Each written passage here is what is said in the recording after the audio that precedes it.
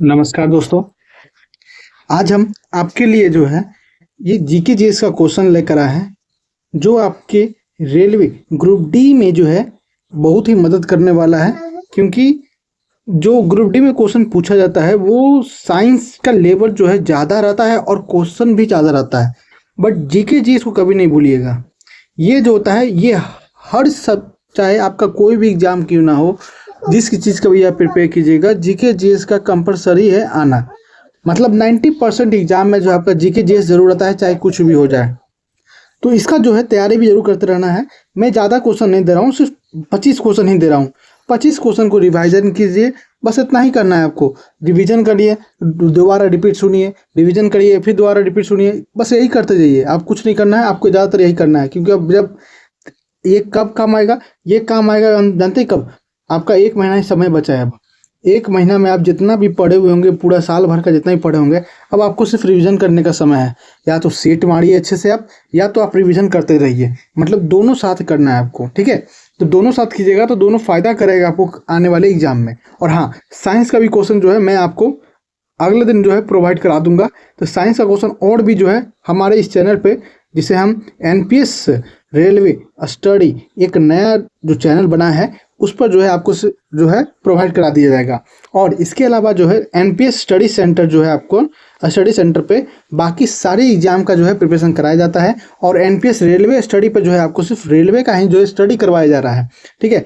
और आपको यहाँ देख रहे होंगे वो हमारे सर जो हैं, आपको जो है पूरा एएलपी का हो, टेक्नीशियन का हो, सारे चीज़ का जो है आपको साइंस का जरूर प्रोवाइड कराते रहेंगे। मैं भी आपको साइंस का प्रोवाइड कराता रहूँगा, साथ ही साथ जो मैं आपको मैथ भी कराऊंगा, जीके जीएस भी कराता रहूँगा, ठीक है? तो इसे आप जरूर ध्यान दीजिएगा। और साथ ही साथ आपका एनटीपीसी का एग्जाम होगा, तो एनटीपीसी में करना क्या है आपको भाई, सिर्फ रिवीजन करना है। अब 10 दिन बचा है, जितना सेट मारना है मारिए, साथ ही साथ जो है रिवीजन करते भी रहना है, ठीक है? तो चलिए शुरू करते हैं। स्वागत है हमारे एनपीएस स्टडी सेंटर पे, एनपीएस रेलवे स्टडी सेंटर पे। आदत है अभी तक ना एनपीएस स्टडी सेंटर बोलने का, तो एनपीएस रेलवे स्टडी पर आपका स्वागत है। तो ठीक है, चलिए शुरू करते हैं इसमें हम। तो पहला आपका है, भारतीय स्वतंत्रता संग्राम में जो है दांडी मार्च का नेतृत्व जो है किसने किया था, और यह किस वर्ष हुआ था, यह भी बताना है। तो किया था किसने? तो महात्मा गांधी जी ने किया था 1930 में। किस लिए किया था? नमक पर जो है टैक्स लग गए थे। नमक पर जो है टैक्स लगाया गया था, अंग्रेजों के द्वारा जो है टैक्स लगाया गया था, ब्रिटिशों के द्वारा, जिस कारण से महात्मा गांधी जी ने जो है यह आंदोलन छेड़ा था। कौन सा आंदोलन? तो दांडी मार्च आंदोलन। कौन सा आंदोलन? तो दांडी मार्च आंदोलन, जिसमें जो है बहुत से लोगों ने जो है पार्टिसिपेट किया था, मदद भी किया था, जिसके बाद जो है ये जो है टैक्स को हटा दिया गया था नमक पर से, ठीक है? तो कब हुआ था? 1930 में हुआ था। किसके द्वारा हुआ था? तो महात्मा गांधी द्वारा हुआ था।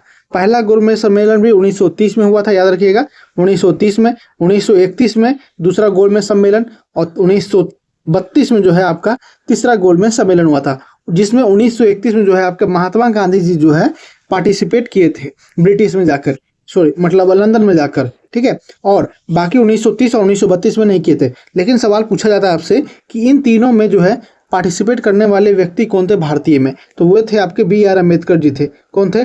बी.आर. अम्बेडकर जी जो थे, ये तीनों में पार्टिसिपेट किए थे। किसमें? तो 1930 के फर्स्ट गोलमेज सम्मेलन में, 1931 के सेकेंड गोलमेज सम्मेलन में, और 1932 के तृतीय गोलमेज सम्मेलन में पार्टिसिपेट किए थे, ठीक है? चलिए आगे बढ़ते हैं। अगला है आपका, मुगल साम्राज्य का पतन का प्रमुख कारण क्या माना जाता है? तो मुगल साम्राज्य का पतन का प्रमुख कारण क्या था? तो देखिएगा, औरंगजेब की धार्मिक नीतियाँ। औरंगजेब जो है सिर्फ जो है अपने मुस्लिम जो धर्म थे उसको सिर्फ मानता था, बाकी कोई धर्म को नहीं मानता था। बाकी सबको जो है मतलब नीचा दिखाने का काम किया करता था, या उस पर टैक्स ज़्यादा से ज़्यादा लगा दिए जाते थे। जैसे जजिया कर हो गया, आपका मिनिमम टैक्स जो है दूसरे नॉन मुस्लिम पर लगाए जाते थे। सीधा सी बात बोलते हो, नॉन मुस्लिम पर लगाए जाते थे। यही कारण क्या होता है, जब आप किसी एक पर जो है ज़्यादा मतलब फोर्स करने लगेंगे, ज़्यादा दबाव करने लगेंगे, ज़्यादा अत्याचार करेंगे, तो आपका जो है कुछ समय तक ही आपका जो है महत्व रहता है। लेकिन ऐसा समय भी आएगा जब आपका महत्व भी खत्म हो जाता है। आगे है कि ब्रिटिश ईस्ट इंडिया कंपनी का उदय हो गया था 1600 में। उसके बाद जो है धीरे धीरे जो है इसका जो है नीति ऐसी आने लगी कि मुगल साम्राज्यों को जो है हटना पड़ा, ठीक है? चाहे जबरन हटे या पैसा से हटे, लेकिन हटना पड़ा। साथ ही साथ जो है मराठा और सिख विद्रोह भी हुआ। जब आप औरंगजेब जो था ये धार्मिक नीति का अपनाता था, तो मराठा और सिख विद्रोह या राजपूत सभी मिलकर जो है बीच बीच में जो है इन पर जो है हमला करते थे।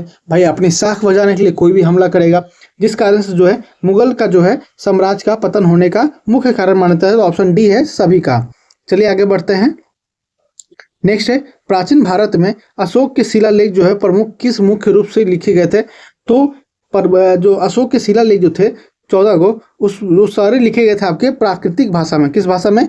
प्राकृतिक भाषा में लिखे गए। उसने बचपन से लेकर लास्ट तक क्या क्या किया, इन सभी की वर्णन किया गया इन 14 शिलालेखों में। ठीक है, आगे बढ़ते हैं। किस वंश के थे? तो ये मौर्य वंश के थे, याद रखिएगा। चलिए आगे बढ़ते हैं। नेक्स्ट है, विश्व इतिहास में फ्रांसीसी क्रांति 1789 के दौरान जो है स्वतंत्रता, समानता, बंधुत्व का नारा जो है किसने दिया था?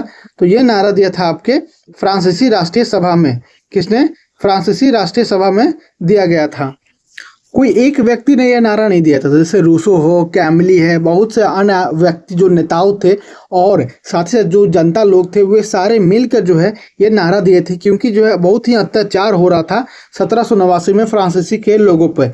तो उस दौरान जो है स्वतंत्रता, समानता और बंधुत्व का नारा दिया गया था बहुत से लोगों के द्वारा, सिर्फ एक लोगों के द्वारा यह नारा नहीं है। इसलिए जो है जब फ्रांसीसी राष्ट्रीय सभा में क्या हुआ, सभी लोग इकट्ठा हुए, तभी सभी मिलकर जो कहे थे कि स्वतंत्रता हो, समानता हो और बंधुत्व ही जो है हमें मिलना चाहिए। तो ये नारा सभी मिलकर दिए थे। नेक्स्ट है आपका कि भारतीय इतिहास के प्लासी का युद्ध 1757 में किस कंपनी को मजबूत आधार प्रदान किया गया था? तो ये मजबूत आधार जो प्रदान किया गया था ब्रिटिश ईस्ट इंडिया कंपनी को। जो प्लासी का युद्ध हुआ था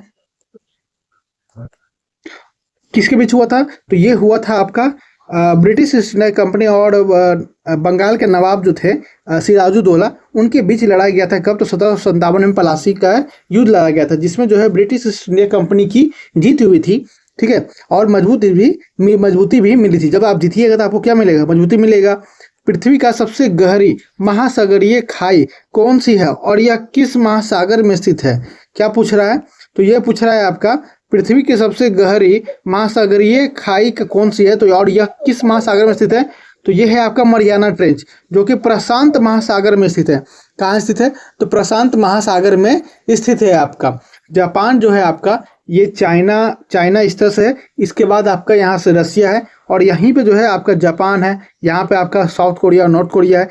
इसके बाद नीचे यहाँ इस साइड देखिएगा, तो इस साइड आपका हो जाता है क्या? तो साउथ अमेरिका हो गया, ऊपर में नीचे नॉर्थ अमेरिका हो गया, ऊपर में नॉर्थ अमेरिका, नीचे साउथ अमेरिका हो गया। तो ये यहाँ जो पड़ता है ये आपका क्या है? तो ये है आपका पैसिफिक ओशियन, या कहे तो प्रशांत महासागर। और इसी के बीच में जो है आपका मरियाना का ट्रेंच जो है सबसे गहरा स्थल है। क्या स्थल है? महासागर है, सबसे गहरा महासागर है। ठीक है, आगे बढ़ते हैं। कहता है भारत का सबसे बड़ा राज्य जो है क्षेत्रफल के अनुसार से कौन सा है? क्षेत्रफल के अनुसार से पूछ रहा है, ना कि जनसंख्या के हिसाब से पूछा है। तो क्षेत्रफल के हिसाब से अगर हम देखें तो राजस्थान जो है सबसे बड़ा राज्य होता है। कौन होता है? तो राजस्थान जो है आपका सबसे बड़ा राज्य होता है। अगर हम जनसंख्या के हिसाब से देखें तो उत्तर प्रदेश जो है सबसे बड़ा राज्य होता है जनसंख्या के हिसाब से। चलिए आगे देखते हैं। तो कहता है रिंग ऑफ फायर किस भौगोलिक घटना से संबंधित है? तो रिंग ऑफ फायर जो है आपका किससे संबंधित है? तो यहाँ देखिएगा ये संबंधित है आपका ज्वालामुखी और भूकंप से। किससे संबंधित है? तो ज्वालामुखी और भूकंप से संबंधित है। कौन सा? तो ये है आपका रिंग ऑफ फायर। चलिए आगे बढ़ते हैं। विश्व का सबसे बड़ा रेगिस्तान जो है कौन सा है, जो उत्तरी अफ्रीका में स्थित है? कौन सा है? तो ये है आपका सहारा रेगिस्तान। कहाँ है सहारा रेगिस्तान? तो यह उत्तरी अफ्रीका में है। कहाँ पे है? उत्तरी अफ्रीका में जो है पड़ता है। ठीक है, जिसमें आपका अल्जीरिया के साथ साथ माली, नाइजर, लीबिया, इजिप्ट, चाड, ये सारे देश जो है उसे मोरक्को के साथ साथ जो है आपके बहुत से देश जो है आपके पड़ते हैं। किसमें? तो सहारा रेगिस्तान में। गोबी रेगिस्तान आपका कहाँ है? तो मंगोलिया में है। कहाँ पे है?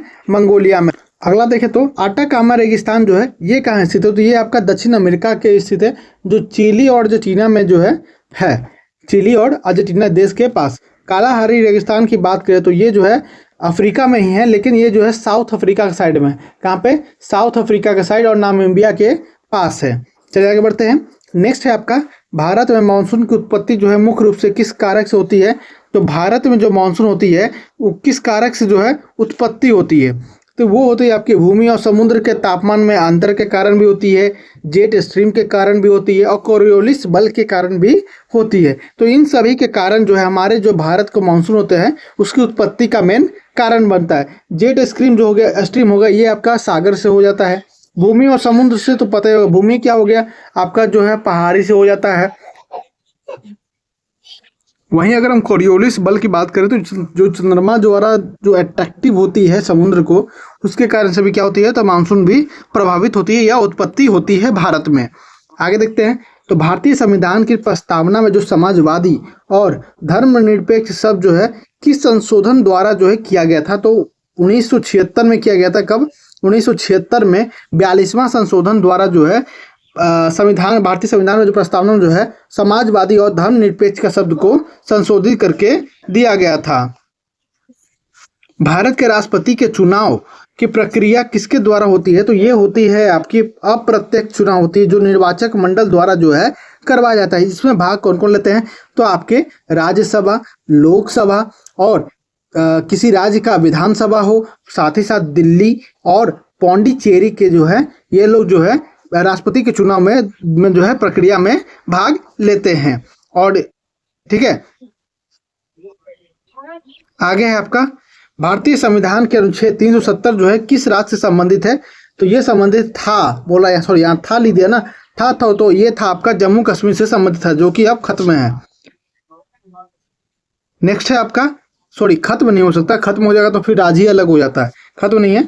लोकसभा के स्पीकर का चुनाव कौन कराता है, तो लोकसभा का स्पीकर का चुनाव कौन कराता है, लोकसभा के सदस्य ही कराते हैं। जो चुनाव में जीत के जाते हैं वही लोग जो है मिल के, एक ही गुट के लोग मिल के जो है उसमें जो है ना चुनाव कराते हैं लोकसभा के सदस्य का।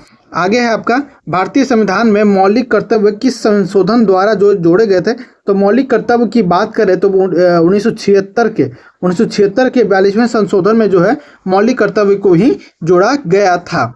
नेक्स्ट है आपका जीडीपी का पूर्ण रूप क्या है, तो यह किसी देश के जो है आर्थिक स्थिति का प्रमुख सूचकांक है। जीडीपी का अर्थ क्या होता है कि किसी एक देश के द्वारा, मतलब कोई एक देश के द्वारा जो है, चाहे वो विदेशी हो या अपनी हो, सभी एक जगह कमा रहे हैं और ये कमा कर जो एक जगह मनी इकट्ठा होती है उसी हम क्या कहते हैं, तो जीडीपी कहते हैं। क्या कहते हैं? जीडीपी कहते हैं। ठीक है, और इसका फुल फॉर्म क्या है, तो इसका फुल फॉर्म होता है आपका ग्रॉस डोमेस्टिक प्रोडक्ट। क्या होता है? Gross domestic product. कब आया था, तो 2016 में आया था। कब आया था? 1 जुलाई 2016 में आया था।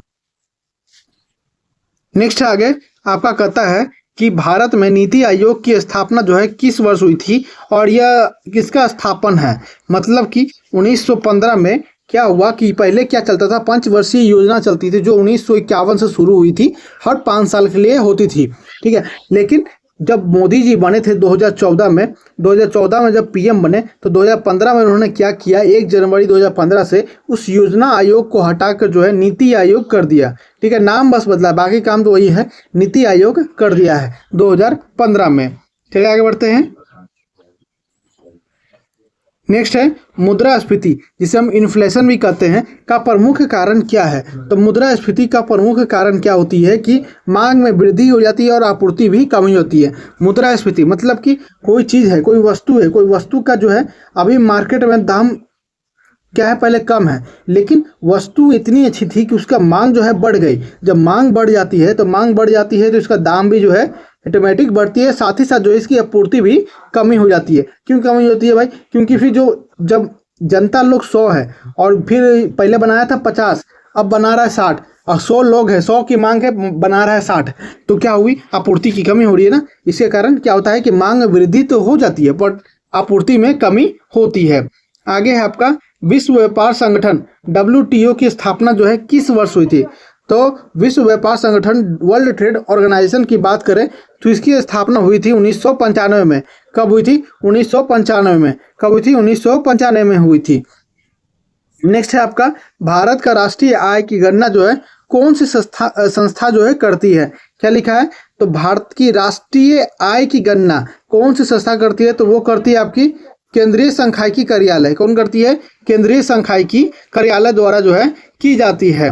नेक्स्ट है आपका सिंधु घाटी सभ्यता का प्रमुख शहर जो है मोहनजोदारो किस शहर में स्थित है, किस देश में स्थित है, सॉरी किस देश में जो है ये स्थित है? तो मोहनजोदारो की बात करें तो सिंधु घाटी जो सभ्यता थी बहुत ही पुरानी सभ्यता है और ग्रामीण सभ्यता भी कही जाती है। मोहनजोदारो जो है ये अब जो है पाकिस्तान के हिस्से में चला गया है, पहले ये क्या था तो अपने भारत का हिस्से में था।